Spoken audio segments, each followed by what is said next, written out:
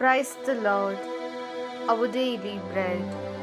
Romans chapter 14, verse 17. God's kingdom is not eating and drinking, but righteousness, peace, and joy in the Holy Spirit.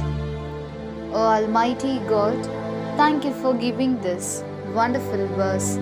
May your presence showers on us.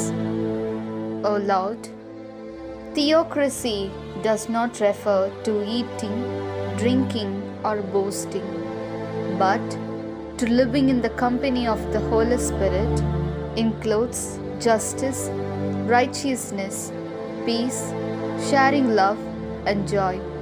Therefore, bless us to realize what is fundamental in our life. We ask this in the name of Jesus Christ. Amen. அன்றாட உணவு. உரோமையர் அதிகாரம் 14 இறை வார்த்தை 17.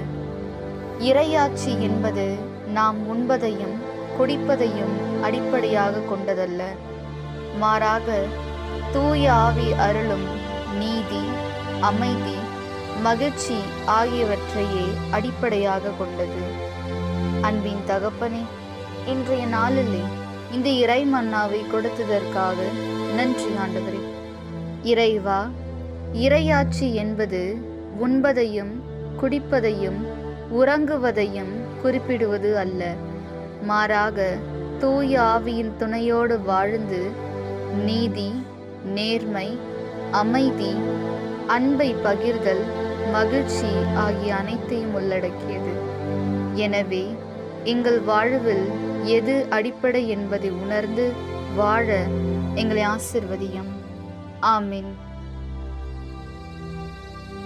அன்னன்னுள்ள போஜனம். ரோமா 14 அத்தியாயம் 17 வாக்கியம்.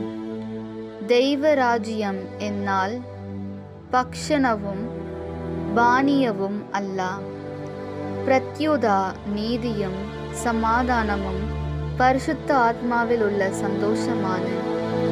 தெய்வமே, சொர்க்க ராஜ்யம் என்னால் பக்ஷணவும் பானியவும் அல்ல, அது നീതിയും സമാധാനവും പരിശുദ്ധമാവിൽ ഉള്ള സന്തോഷവും നിറഞ്ഞ ജീവിതമാണ് എന്നും ഞങ്ങൾ അറിയുന്നു.